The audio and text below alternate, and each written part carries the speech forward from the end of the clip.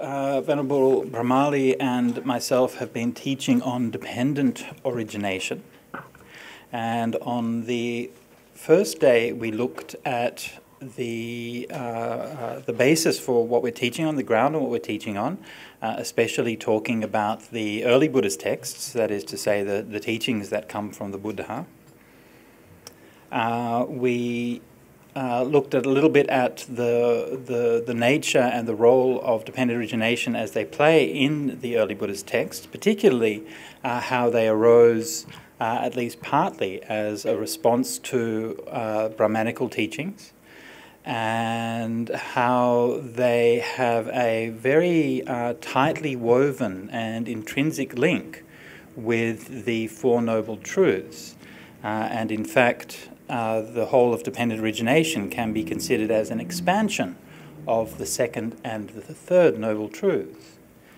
And so this is an indication of how critical and how central dependent origination is within the framework of the Dhamma as a whole. We looked at the way that dependent origination functions as a teaching of how rebirth works without a self. And we showed that this dependent origination, since it operates in terms of phenomena, in terms of observable realities, then it gives us an empirical way of understanding our experience here and now, and also inferring from this to the past and the future. We looked at a few of the myths, that is to say, some of the ideas around dependent origination which you might hear around the place, but which are not really grounded in the teachings of the suttas. For example, the idea that dependent origination is a one-lifetime model, or the idea that if you're going to talk about rebirth, you have to talk about a permanent self, and a few others. We discussed a little bit the notion of conditionality and dependency, and how the different factors of dependent origination condition each other. And we looked yesterday at the first of the 12 factors in dependent origination, the factor of avidya, or ignorance. And we looked at the definition of avidya as defined in terms of the Four Noble Truths, but also rather more fundamentally about how avidya lies at the root of all of this suffering, and at the root of the entire sort of cascade of dependent origination. For today, we're going to continue looking at the factors of dependent origination, and we're going to start by looking at Sankara. And I'm going to invite Venerable Brahmali to begin the discussion. One reason I'm going to do that is because I've got a specific sutta passage I want to look up. So I'll just let you do that. I'll just look that up. Okay. Okay, so before we look at the relationship between these terms, actually I better take this off, so otherwise too difficult. So before we look at the relationship between avidya and sankara, ignorance and choices, or whatever you want to call it, I think it's good to have some idea what sankara means. I think this is one of the most common questions I get, actually one among a number of common questions. But a very common one is, what actually is sankara? Is something that you get asked a lot. So let's, anyway, first, before we do that, the first three factors, avidya, paccaya, sankara. Avidya leads to ignorance, leads to choices. And this is the idea. First of all, when you don't understand reality, you make bad choices. This is the first one. And the second part of this is the fact that you make choices at all. The idea that choices actually stop if you don't have any ignorance. And we'll have a look at this in detail later on to see why that actually is the case. So once ignorance is abandoned, you actually stop making choices. And the second part of this is the sankara, choices leading to consciousness. And this also has two aspects to it. The first aspect is that choices decides the quality of your consciousness. Your quality, the nature of your consciousness is largely determined by the choices that you make. And secondly, the second factor, which is more profound, is that the very existence of consciousness depends on the choices that we make. So in both of these, there is a number of things going on. Yeah? It's not just kind of a single thing happening. And you also need to remember that we talked yesterday about the origination side of dependent origination and the cessation side. So the cessation side then is just the flip side of the origination. Yeah? So if choices make consciousness in a certain way, and choices are responsible for there being consciousness in the first place, if you remove choices, well then consciousness itself must cease as a consequence. So you have both sides here going through.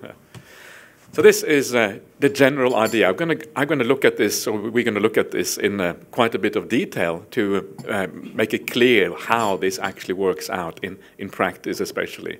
But before we do that, we need to be a little bit clear about the definition of Sankara, what it actually means. Yeah. So meaning of Sankara. And in the suttas, the word Sankara is used in quite a number of different ways.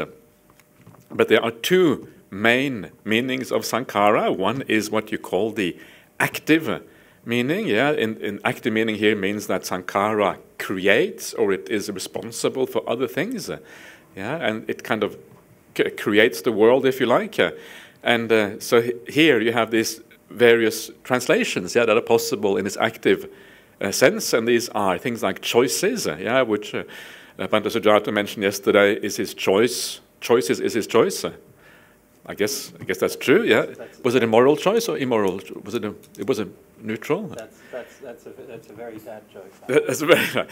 But so yesterday he mentioned, I think quite interestingly, that the reason why he uses the word choices is because choices has a moral dimension to it. You make bad and good choices, and that's why he chose choices.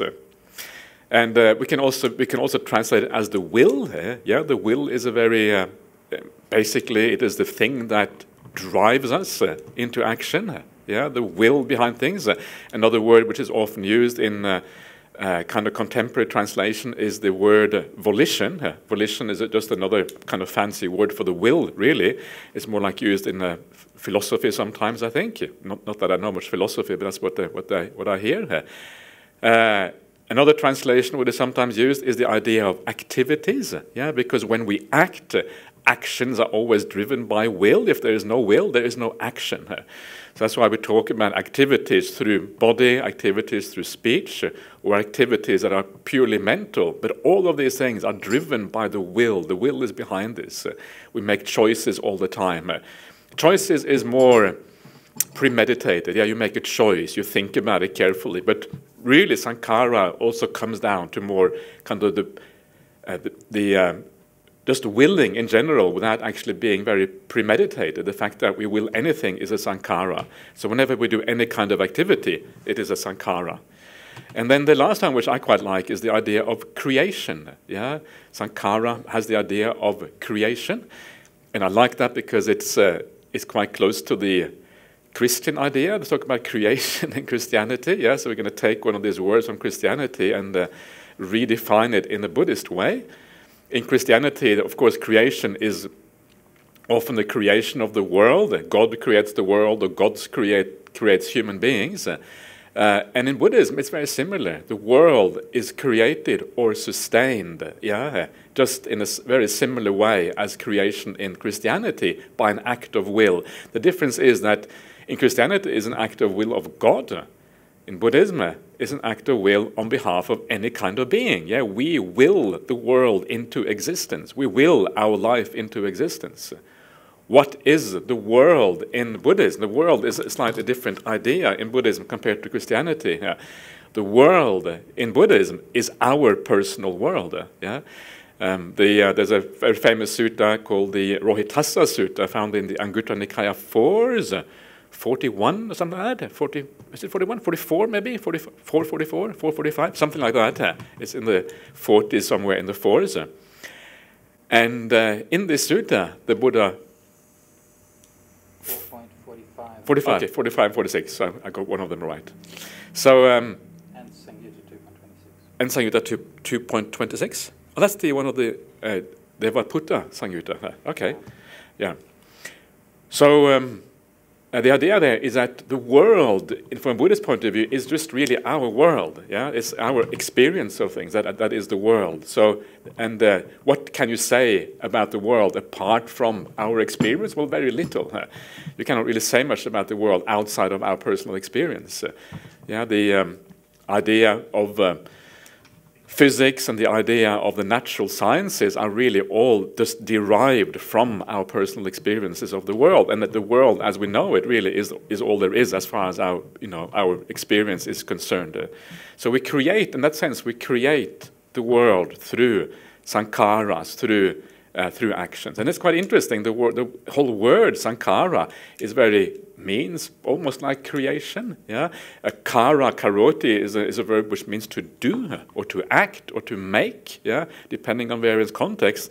And sang usually has this idea of together, so it means almost like putting together. And putting together is like creating something. Yeah, you create a work of art, or you use your little Lego blocks, and you kind of build something beautiful out of Lego. Does people still play with Lego in this world? Yes. Yeah, okay. Not you, Deepika. Not personally. No, okay. So that's being naughty. So I played with Lego when I was a child. I think most people have. And so it is the creative activity, yeah, sankara, putting together creation. So I think it would be quite nice to kind of use that word, I think, as a translation, perhaps, even though the Christians might not appreciate it. Perhaps I'm not sure whether they would. Any Christians here?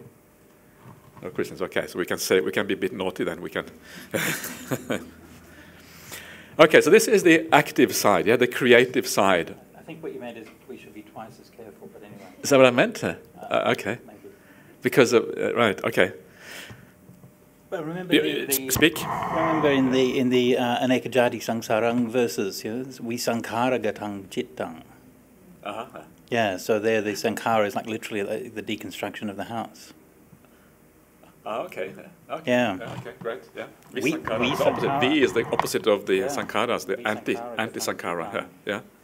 Okay. Deconstruction. Okay, so that is the active side of the word sankara. And whenever you read the suttas in Pali, if you ever do that, you will see that this is by far the most important usage of sankara in the suttas. Yeah, you find sankara in the 5 khandhas. Yeah, you remember the 5 khandhas? 5 khandhas are the 5 aspects of a personality. Yeah, the rupa, vedana, sanya, sankara, and vijnana. Rupa, like form. Vedana, often translated as feeling, but it means feeling in a very specific way, sometimes translated as sensation, because it is a very kind of basic idea of what feeling means. It doesn't really mean emotion, it means feeling in a more simple way. Sanya, the idea, perception, yeah, our ability to make sense of the world. Sankara, which is then the will, we see right here, and then vijnana, which is consciousness. These are considered the 5 aspects of a person, and there are 5 aspects that the Buddha has picked out specifically to investigate the person in terms of insight. That's why he gives us these particular 5 aspects, because this is the ground of insight, if you like. And there it means will. Yeah, the will is a very important thing to gain insight into, so we can understand the will, because we tend to take the will as a self. Then you have dependent origination, which we're looking at now. Yeah, sankara, the second factor. Again, it has exactly that same meaning. It means the idea of will. Yeah, and there are a number of cases in the sutras where it means something close to will. Sometimes it means something which is more like a force in nature, but underlying that force, of course, tends to be the will, etc. So that is by far the most common meaning of this word. But there is another meaning, and this I just want to touch on that very briefly, just to make it clear that we have a kind of more comprehensive view of what this is about. And that is what you might call the passive side of sankharas. So, for example, you will hear statements such as sabbe sankhara anicca. Yeah, sabbe sankhara, sabbe means all, anicca is impermanence. So sabbe means all sankharas are impermanent. Yeah, sabbe sankhara dukkha, all sankharas are suffering or unsatisfactory, however you want to translate that term, dukkha. And in this case, sankhara means all conditioned phenomena. Yeah, what is all conditioned phenomena? It is everything. There's nothing which is not conditioned. So everything is included within all conditioned phenomena. There's an all-encompassing group. So in that sense, Sankara is a universal appellation, universal name, yeah, for everything in the world, pretty much. Okay, so now we have the idea here. Yes, the idea then of dependent origination is that from ignorance, from a lack of seeing the world as it is, we start doing things. We start willing, yeah, we start choosing here. This is kind of the first link of dependent origination. So why is that the case? What is actually going on here? So are you ready? Would you like to talk? Sure. Sure. You sound a little bit hesitant. But no, I'm just seeing if we've got the things ready that I want to talk about. Okay? Yeah? Sure. Okay. All right. So so we have these different senses of dependent origination, the active sense and the passive sense, and in the context of dependent origination, clearly it's an active sense because it's a condition for something. So it's that which powers it. It is the force. And now that force in Buddhism is not something which is neutral. Okay? It's not something which just happens. It has a certain quality to it or a certain property to it, and it has consequences. In the context of dependent origination, one of the keys, and I think we probably should have mentioned this earlier, but one of the keys to how we understand and interpret dependent origination is through the Vibhanga Suttas. Actually, do you want to pull up the Vibhanga Sutta while we're here? We can show people. Should I put up a comparative study? Is that or just do want a basic Vibhanga now? Yeah, sure. I'll just keep talking. If you could pull that up on Sutta Central, just Samyutta 12.2, that would be great. Comparative framework here as well, if you want to see that. We have both next to each other. Is that a nice one? I just want to see it in its context for now, just to get a basic idea of it. Yeah. Thanks. So we have what we call the Vibhanga Sutta. Now, in the suttas generally, there is a pattern where the Buddha will teach a certain set of dhammas, a certain set of properties, and then he will give an explanation for those. And that explanation is called a Vibhanga. So I'm noticing that a few people are looking at this screen from quite an extreme angle, which is, I don't know if we can do anything about that because of the shape of the room, but anyway, if people want to come up the front, they can, or something. I don't know. There's some cushions at the back and maybe room for chairs at the back. Anyway, up to you, but if you want to, because it is a bit of an extreme angle. Can we pull that back? No, we can't. All right. So this is the Vibhanga Sutta, is it? Yeah. Okay, so let's just go up to the top of it. Do you want Sankara there? No, just go to the top for now. Okay, so we have these Vibhanga Suttas. Just right to the top. Yep. Great. And for most of the major teachings, we find a Vibhanga Sutta. So we have a Magga Vibhanga to analyze the path. We have a Salayatana Vibhanga to analyze the 6 senses, and so on. On a larger scale, we have in the Vinaya, we have the rules for monks and nuns, which is the Patimokkha, and then we have the Vibhanga, which analyzes the rules for those.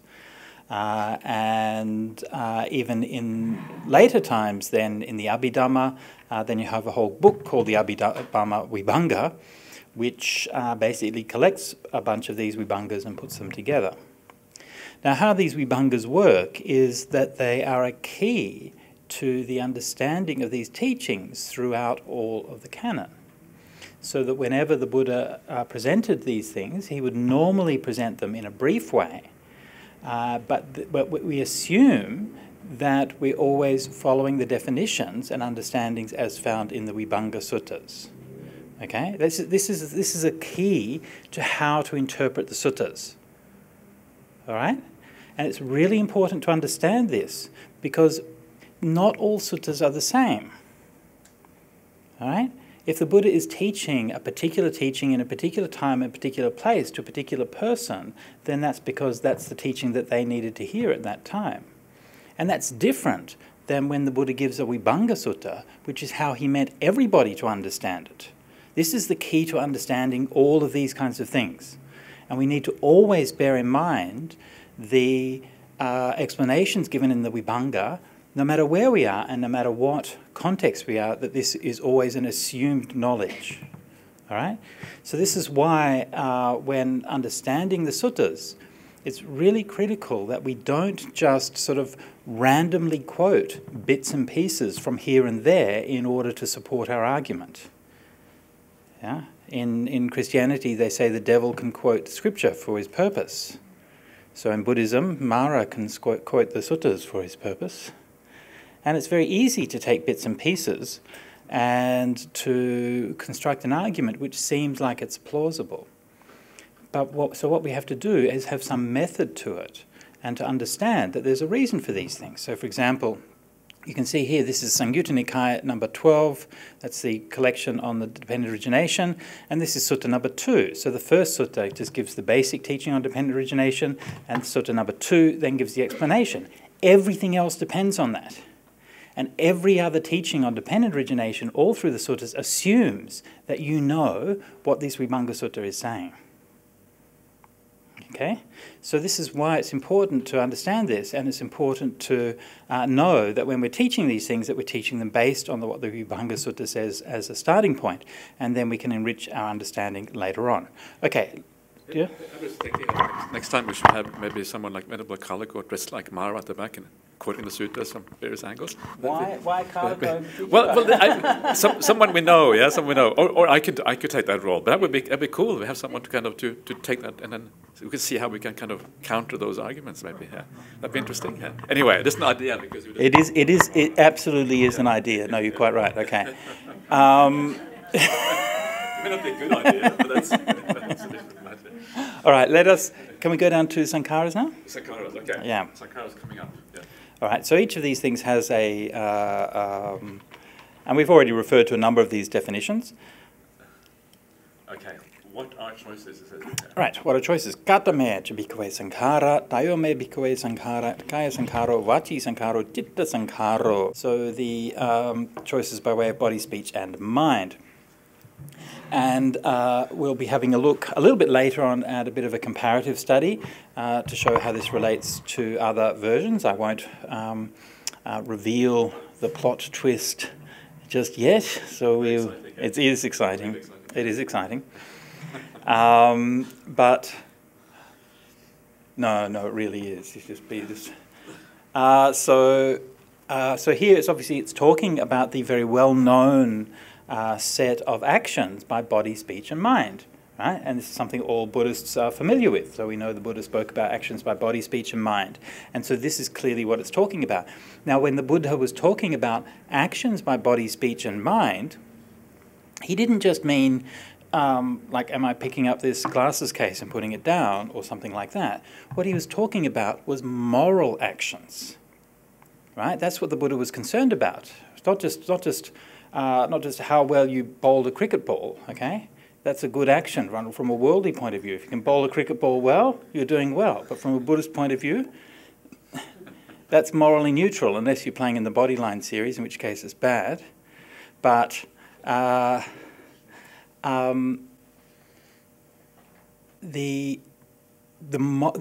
Sankara is about the moral qualities of the actions.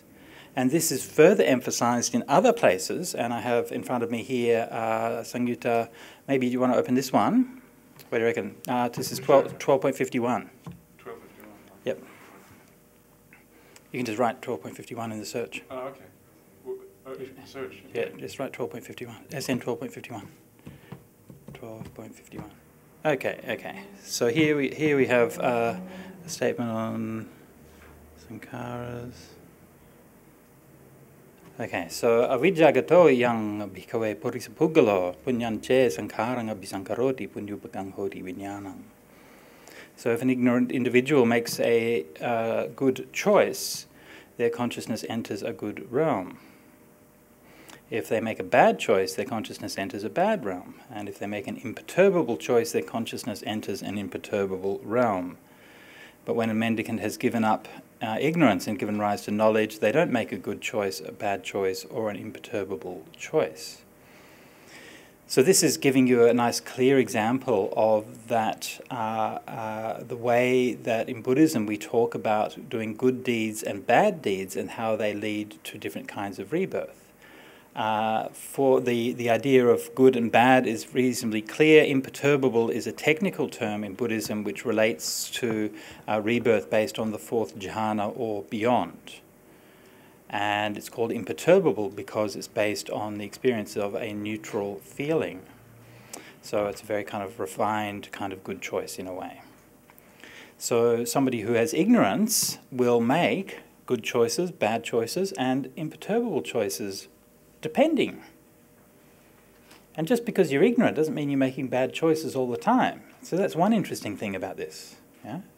Ignorant people do good things. Seems reasonable, right? People do good things and bad things even though they're ignorant. But then their minds go to a place which is, or their consciousness goes to a place which is generated.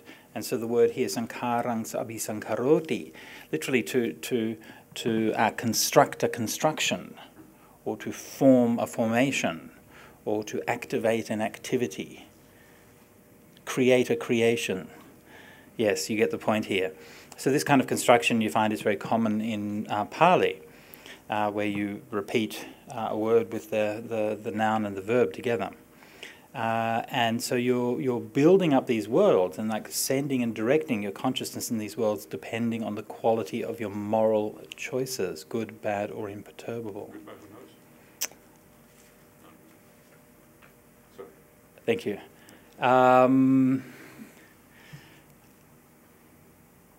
So, hang on, where was I? And I think I wanted to mention, just briefly mention also while we're here, another important sutta in the context of Sankaras is the Jaitana Sutta. Bring it up? Yeah, do you have that on the slides? I do actually, but I can just... I might as well just bring it up, yeah. I'm not sure where on the slides it is. There you go, beautiful. Yeah. So the Jaitana Sutta. Now, if you notice when Venerable Brahmali was with the slides earlier, he was equating the Sankaras with Chaitana, yeah, and Karma. And so here we can see how that's why we do this. And if you see this particular sutta, what you intend or plan, yancha bhikkhave ceteti, yancha pakapeti. So these words, ceteti, which is the verb form of Chaitana, and pakapeti, yancha anuseti, which you have an underlying tendency for. So especially ceteti and pakapeti are basically synonyms of Sankara. And you can see that these then form a basis for the continuation of consciousness, vijnana. Pakapeti is quite close to Sankara. Right, yes. And so here you can see that sometimes when dependent origination is presented, the terminology changes a bit, right? Because these words are just synonyms. You don't have to use exactly the same word all the time.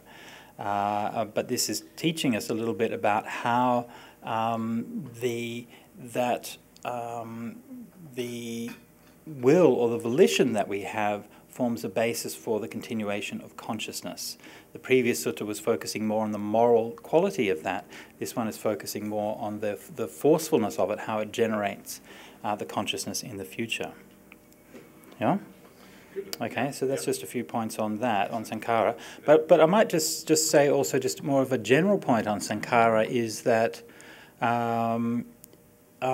we hinted a bit earlier at some of the more sort of general usages of the words. And I think that one of the big problems that we have in Buddhism generally is that we don't...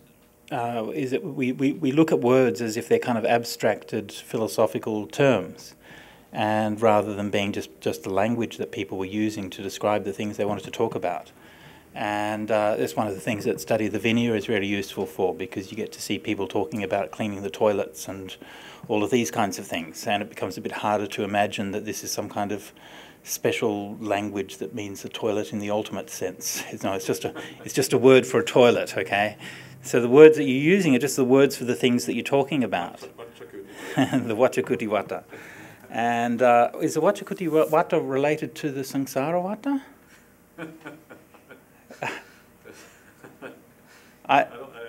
No, because there's a different Vata. It's a different Vata. Vata is different. One is around, the other one is a duta. It's a different word, actually.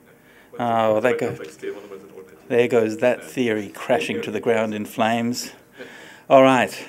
So Sankara is just an ordinary word in the language, and it's used for a bunch of different things. In the Anekajati Sangsarang verses, it's used Visankhara Gatang Chitang in the context of construction, like a building is deconstructed.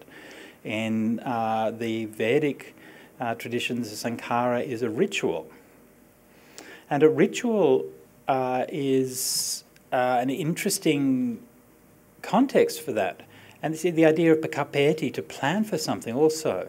So I think part of the idea of a sankhara and of punyabhi sankhara, apunyabhi sankhara, it's something which is a bit more deliberate, something which is a bit more organized than just a thought or just a flip of the mind. And I think sometimes we have become accustomed to think about Sankara in the terms made popular by the Abhidhamma. And in the Abhidhamma, Sankara often just means like any kind of activity or anything that moves in the mind. Right?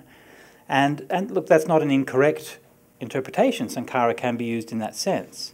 But in dependent origination, it doesn't mean that. So what that means is that you can relax a little bit.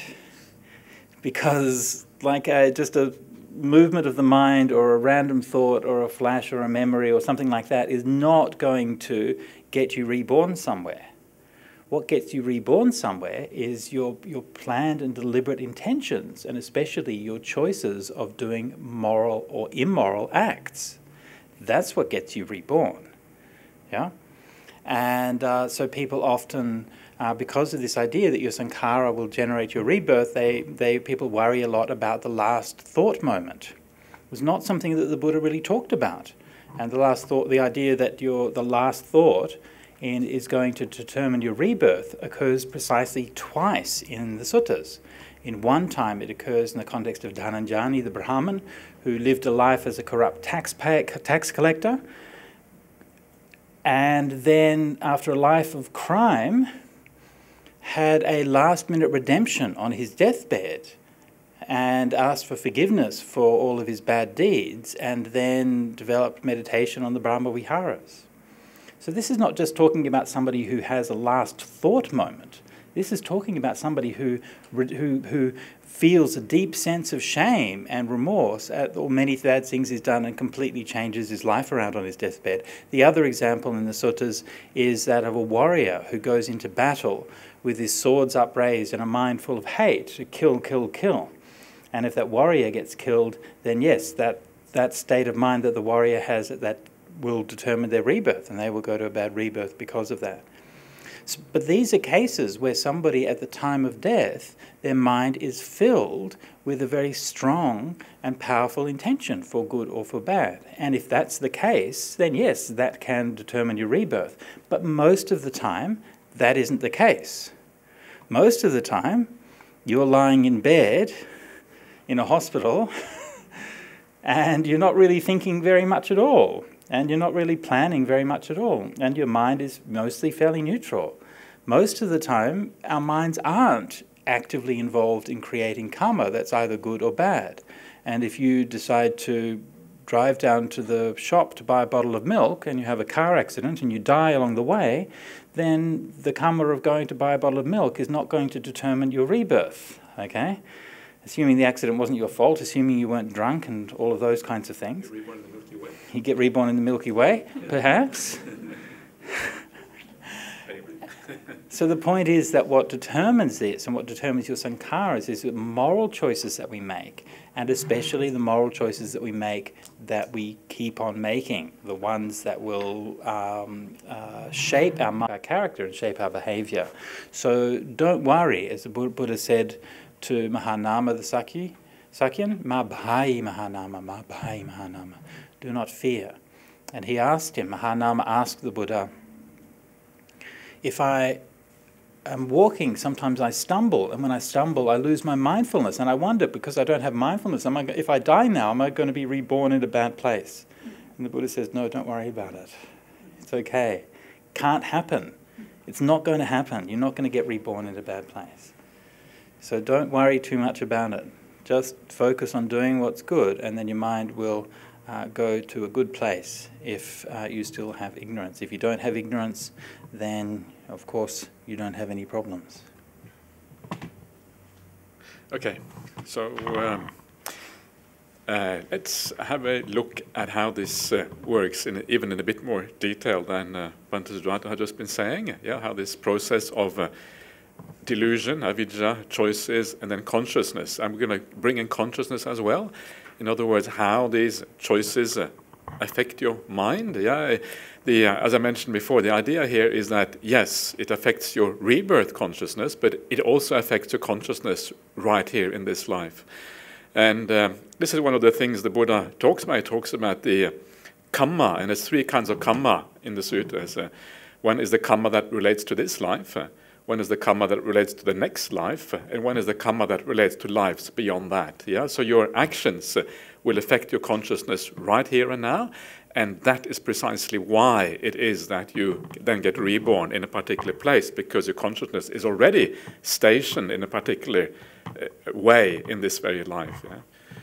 So we'll see how much we'll look at this, but the idea here is that last time we talked about the idea of ignorance from three different perspectives. Yeah, these are often called the three characteristics in the sutras, the tilakkhana, and these are the lakkhanas, in other words, the marks of existence. Yeah, the way that the world actually is according to the Buddha, and things are impermanent, things are problematic, suffering, if you like, and they are non-self. And so these are the three kind of angles on which we can look at delusions. Look at delusion from these angles and then see how that affects the choices and then how it affects consciousness. Yeah? So impermanence, suffering, and then non-self. So we start with the idea of impermanence. Yeah? So this is how the ordinary person thinks. Yeah? So this is before you start on the Buddhist path, before you start practicing. You have this idea of things in the world seeming reasonably permanent. Yeah? We are in denial very often about how fleeting things are, how they come to an end out of the blue, how things suddenly change. This is one of the biggest problems of life. That's why people grieve so much, obviously, why they have so much suffering, because things always come to an end. We don't never really want things to come to an end. Yeah, sorry you're fired today, then of course that's going to be problematic. Or I'm leaving you today, good luck. Then that's also usually not very nice. And so this is one of the kind of basic distortions of how we deal with existence. We see things as far more permanent than they actually are. Yeah. So in our fantasies, things don't really come to an end. Yeah. When you get married to somebody, you start a relationship, you don't think about the death of that person right away. Yeah, you have this rosy idea of living together. Yeah, and you kind of don't really. It's not that we know somehow deep inside that things are going to come to an end, but it's not something that is at the forefront of our mind. And because it is not at our forefront of our mind, we are always shocked when things come to an end. Yeah, it's always unpleasant because in one way we know, but in another way we have also forgotten about it. It's not really become a wisdom factor. It's more like a buried kind of knowledge, which we have to be reminded of to really understand. Yeah, so. And because we don't have this idea of things coming to an end, what happens is that we chase after all these worldly things.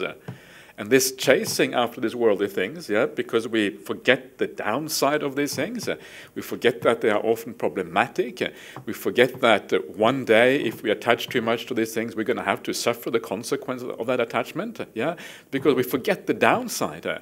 That is when we chase after the worldly things. So what are these worldly things that we chase after? Well, there's everything pretty much in our lives, yeah, our relationships, all the things that we own in our lives, our house, our cars, our belongings, but also beyond that, all the things that kind of give a sense of meaning in this sensory world, the worldly things, like our career, for example, the way we identify with our status in society, whatever that status might be, whether it's a status at work or a status in the family life or in the social sense or whatever it might be.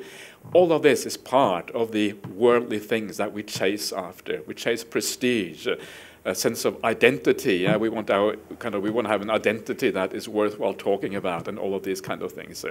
So we go running after things in the world, forgetting that there are some very deep-seated problems with the things of the world. When I talk about the things of the world, I'm talking about the five-sense world. I'm not really talking about the mind so much. It is true about the mind as well to some extent, but less so than in the five-sense world. And the reason is because our mind, we have some degree of control. We can decide whether we want to be kind, we can decide how we want to live our lives, but with the world outside, basically there's no control. The world, well, there's a tiny bit of control. I can have this drink of water, but there's not much control. The world outside is basically run by forces far, far larger than us individually. And so then, in our pursuit of the things of the world, pursuit of relationships, pursuit of property, pursuit of status, pursuit of all these things relating to the world, we make good and bad karma. And if our pursuit of the things of the world happens to fall in line with the idea of doing something good, we act with kindness, and that kindness leads us to the things that we are searching for in the world, then we act with kindness. But because the search for things in the world is so important to us, because that is what life is about for the majority of people around us, we are also willing to do bad things in the pursuit of worldly things. And this happens all the time. This happens, it's everywhere in the world. People do bad things in the pursuit of relationships. You get a rival out of the way, or you have office politics where we are fighting with each other over the promotion or the salary increase, or we are fighting over much simpler things like the inheritance from our family, or children fighting over a toy, or an ice cream, or whatever it is. So this is endless, and the reason why it is endless is because the world, the pie of the world, is only so large. There's only so many things to go around. We tend to want the same things, and when we want the same things, we pursue this. So if we make the worldly things very important, if we forget the downside, we will be willing to do bad things in the pursuit of worldly things, because we got our priorities the wrong way around. And we'll look at this again more in a second. So we do good and bad karma, and then the sum of that good and bad karma, what does that do? That sum of good and bad karma affects our mind. If you do lots of bad things in your life, how do you tend to feel about yourself? A bit miserable. Is that right? Was anyone here who feels happy when you do bad things? That would be... if we treat somebody, there are probably some people who do that. They feel kind of happy when they do bad things to others, but they don't put their hands up in Buddhist gatherings. They don't put their hands up in Buddhist gatherings. That's true.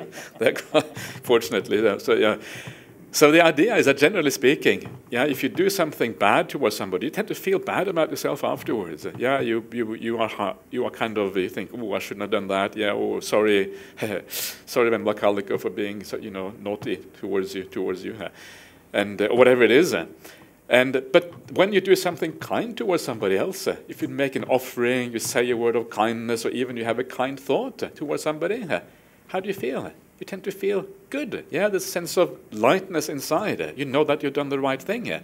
And please don't take that for granted. When you do an act of kindness towards others, feel that feeling. Because actually, if you feel it neutrally without kind of saying, oh, no, I shouldn't feel good about what I'm doing, but just feel it. It has a positive feeling when you do an act of kindness. Sometimes when you feel this enormous sense of wanting to be generous towards somebody, you just give. It can be a very powerful and beautiful feeling when that kind of becomes just right and it kind of works out for you in the right way. So what happens here is that our consciousness is a balance between the bad things that we do and the good things that we do. And of course, the majority of things are pretty neutral, don't have much effect at all.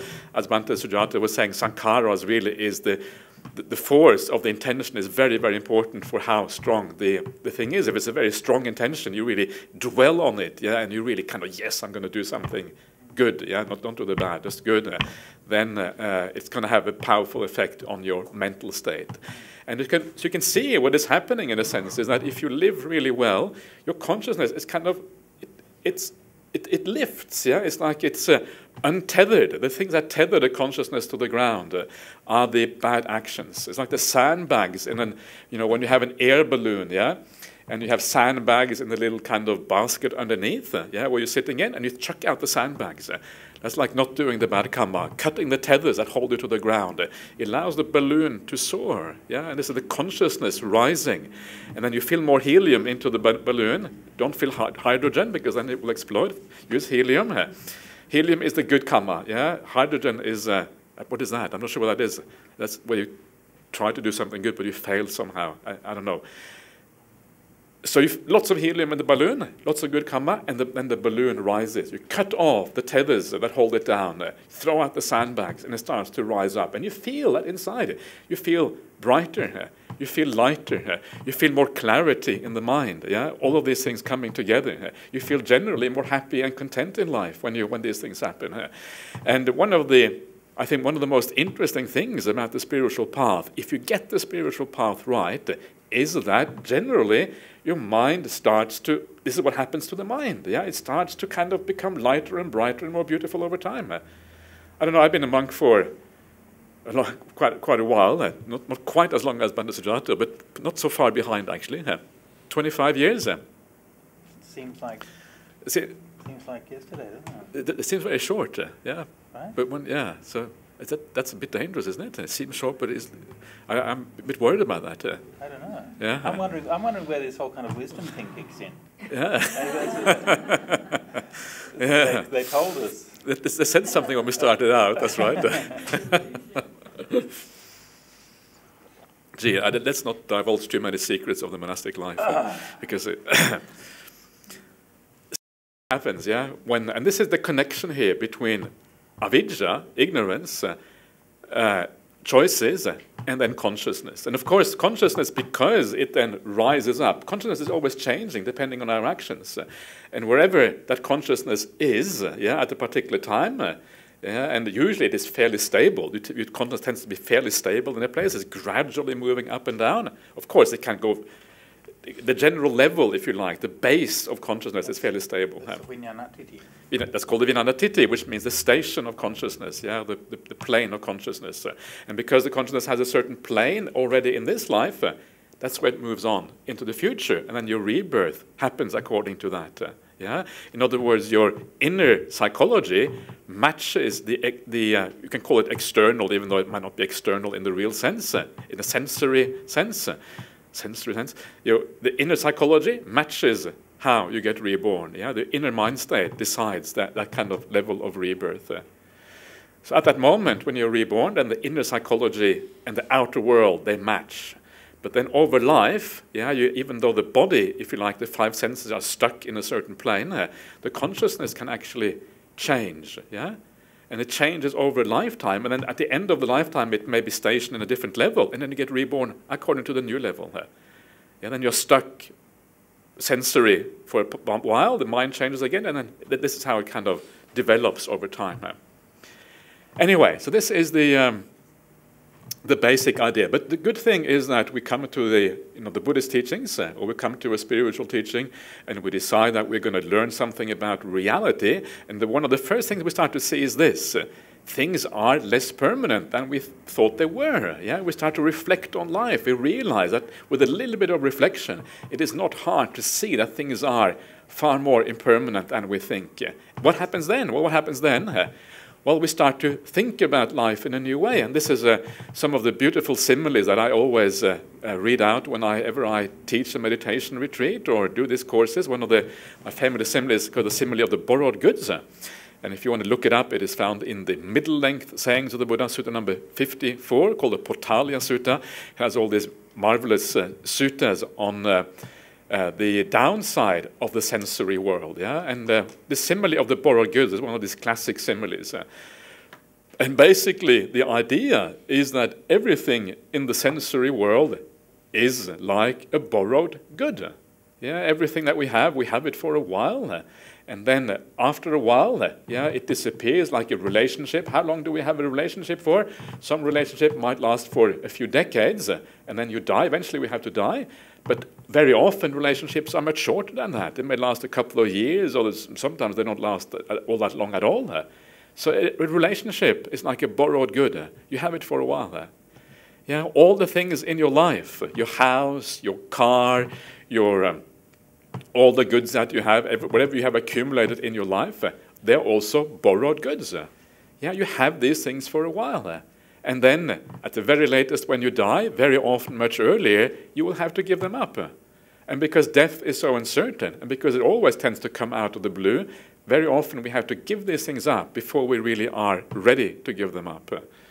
Again, you know, people in our life, even our parts of our inner life, are connected to the sensory world. Yeah, the things that have to do with, I mentioned before, like our sense of identity, who we take ourselves to be, is very often connected with external things. Yeah, whether you are educated or not, whether you think of yourself as intelligent or not, whether you, what kind of social status you have, whether you consider yourself as rich and poor. Yeah, all of these kind of things, they give us an identity, and it's all based on this very flimsy ground, which is the things on the external world. It's all borrowed. Our identity is also like the borrowed goods. So what does this mean in practice? Well, what it means is that if you imagine yourself, yeah, if you are renting a car or renting an apartment, what is your attitude to that rented car? What is your attitude to that rented apartment? How much effort are you going to put into it? How much attachment are you going to build up to something that you rent? Not that much, right? You have an apartment for 2 or 3 months. You know you're going to have to give it up afterwards. You're not going to invest an enormous amount of time and money and of your personality into that apartment because it's the owner who will have the benefit of that if you do that. Yeah, so you think about things in a different way. Yeah, and the problem in life is that we tend to think of things as if we own them, as if that we are really in charge. And that is why we tend to be so upset when they disappear. But if instead you think of everything in your life as something borrowed, yeah, start imagining the things in your life as borrowed. Your attitude to those things actually starts to change as well. Yeah, you don't take them so seriously.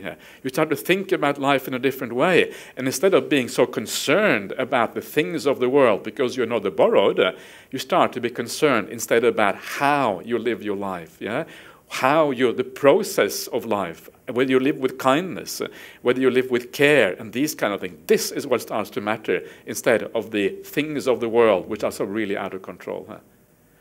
This is extraordinarily useful. Yeah? This is really a kind of core part of the Dhamma teachings. And the more you are able to think about the world in this way, it also is very, very beneficial for meditation practice because it allows you to let go a little bit of the worldly things. And when you let go of the worldly things, of course, that is exactly where meditation starts to happen. So there's less avidya. Yeah, you can see here there's a declining of avidya, declining of ignorance, right view. There's a little bit of right view there. Not that much yet, but a little bit of right view. Yeah. So let's move on because I'm getting a bit stuck here. This is another idea of which is kind of nice, yeah, to remind yourself of the impermanence of things. And this is a reflection that I learned from Ajahn Brahm a long, long time ago, I don't know, 2 decades ago. Remember that reflection? The and then what reflection? No, I don't. You don't remember that? No? Okay, maybe you weren't there. Maybe I wasn't paying attention. Maybe you were. That was your chance. Yeah, that was your opportunity to catch up on this ancient wisdom. So this is the Ajahn Brahm's famous and then what reflection. And this is the reflection of, you know, when you see, when you go to the movies, yeah, at the end, or you read a fairy tale. When you read a fairy tale, the prince and the princess always kind of end up together at the end of the fairy tale. That's why it's called fairy tale. Yeah, it's not all that real, but actually they are real. That's the problem. Because Gandhabas are real. So maybe fairy tales are more real than we thought they were. Anyway, that's a sidetrack. So fairy tales. Yeah. Okay. So the problem with fairy tales is that they are not super duper realistic. Yeah, it ends up with the prince and the princess kind of getting each other, and then and as it always says at the end of the fairy tale, they live happily forever after. Yeah, that this is how we grow up, right? We get told these things as children. They live happily forever after. And of course, it is complete nonsense. We get imprinted with right view from we're small, young, innocent, ignorant, no idea what's going on. And this wrong view is planted into us. And of course, it's not that we believe it 100%, but it's enough for us to kind of have a feeling that there's something true to this, yeah? And we get deluded by these kind of things. Should we have Buddhist fairy tales? Fairy tales, or should it? Yeah, okay. Yeah, you. Well, like one. Well, you know, prince and princess get married, and then they're very happy, and then they get suffer from depression. They have to quit the royal family, go to California, start up a new life, advocating for mental health. I don't know. I'm just riffing here on possibilities, but it's. Yeah. It seems that these things don't actually work out quite the way that we think. I don't know. Life is so wise. Where wisdom come from? Yeah. That's very, very impressive. Now there you are. That's the wisdom that you were talking about before. You know. So. And the same thing with movies, yeah. In the movies, you see the hero kind of riding off into the sunset, yeah. That's kind of the last kind of Clint Eastwood rides off into the sunset, yeah. You've seen those kind of the good, the bad, and the ugly, or whatever they call it. And these are the things I saw when I was back in the 1980s. And of course, the reality is that the hero rides off into the sunset. What happens then? Well, then he has to go back home. Then he has to wash the dishes, yeah? And then he has an argument with, he and his wife have an argument, because this is what happens when you live together all the time. Sometimes, occasionally, you have the argument. I don't think Clint Eastwood was washing the dishes. This is the thing. This is where I think you might be deluded, you see. Even Clint Eastwood might be washing the dishes. I don't know. I think he expected his wife to wash the dishes. But anyway. Maybe the Clint Eastwood of the movies was like that. Okay, anyway, whatever. You are destroying this whole point, Bhante. This is not going to work out. Yeah. Ignore me. Ignore you. So... yeah. Anyway, the life is so different, yeah, and this is exactly the problem of our existence. And in fact, the Buddha has one of his similes, and we'll come to this later on, I think, is precisely the simile of the dream. Yeah, the dream of the future is very different than the reality. So when we ask the "and then what?" question, yeah, it's like you are a monk and you think, yeah, you know, monastic life isn't that, you know, it's not, maybe disrobe would be a good idea, maybe kind of getting into a relationship. And then I think, and then what? What after that? You tend to stop at the point where you get into the relationship and you forget what happens after that. Yeah, this is the problem. So what happens after that? Wait a minute. Okay, then have to do the dishes. But I'm not Clint Eastwood, so I have to do the dishes, you see. You would be a modern husband. So you have to, that's a scary thought. Okay, yes. So you have to do the dishes, and then of course you think that you're gonna you find exactly the right person to have a relationship with, but it turns out actually you don't. Yeah, because you are just as silly as everyone else. So you end up becoming like your parents. Yeah, this is always the case, and that's kind of. My parents are actually quite good. Still, I don't want to be like my parents. And so, and this is the and then what? It's actually a very beautiful way of thinking about life. And of course, at the end of it all, even if you have a really, really good relationship, you're going to have to die. Yeah, you're going to have to say goodbye one day. And if the relationship is great, you're going to be really attached to that person because you had a really good time together. And so this is the idea of the and then what? Yeah, it breaks so much of the delusion of samsaric existence. It sees through the veil. It sees through this distortion that we always kind of have with us. This is kind of an arising or right view. I like this one because it is actually found in the suttas because this is just a variation on the dream simile, I think. Yeah. So we look at this, and because of all of this, we become less interested in the things of the world. Yeah, we see the downside of the things in the world, and so you become more interested in the spiritual path. You realize that if happiness is not to be found externally, well, then it must be found within. Yeah, and this happens then through living well. As I said before, you build up the good qualities inside. Yeah, so the sankaras change. You have different sankaras. You live in a new way. And as I usually say, in the process, than the results of life. Chasing after worldly things is always about going for the results. Yeah, we want that relationship, we want that job, we want that career, whatever it is. But the results are unreliable. We never know whether we're going to be able to have that relationship, and even if we have it, it might stop after some time. So instead of worrying about things that we cannot reliably have, which are always going to be uncertain and we just don't know, we're concerned about the process. Because in the process of acquiring things, in the process of living, that's where we make the karma. So we make sure we get the process right. Yeah, in our search for the things of the world, we do things with kindness. We do things with care. We try to avoid doing the negative things. And then, if the result doesn't work out, at the very least, we have the inner happiness. We have something that we can take with us into the future. Yeah, and whereas the person who does bad things to gain the worldly things, well, sometimes they don't even get the result. And on top of that, they have created a negative feeling inside of them, so they lose out on both accounts. So this is kind of you change your attitude to things. You look at the process. The process is actually what starts to matter to you rather than the results. Because the results, you just don't know. Just like Sutta Central, you never know what's going to happen with it. You never know when people are going to do what they're supposed to be doing, etc., etc. We just, anyway. So what happens next?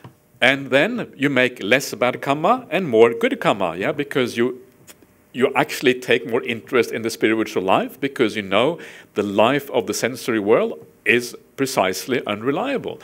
As you make more good karma, less bad karma, your consciousness is affected. This is where the consciousness starts to lift up, starts to take off. It becomes brighter and better because you are stopping the bad stuff and doing the good stuff.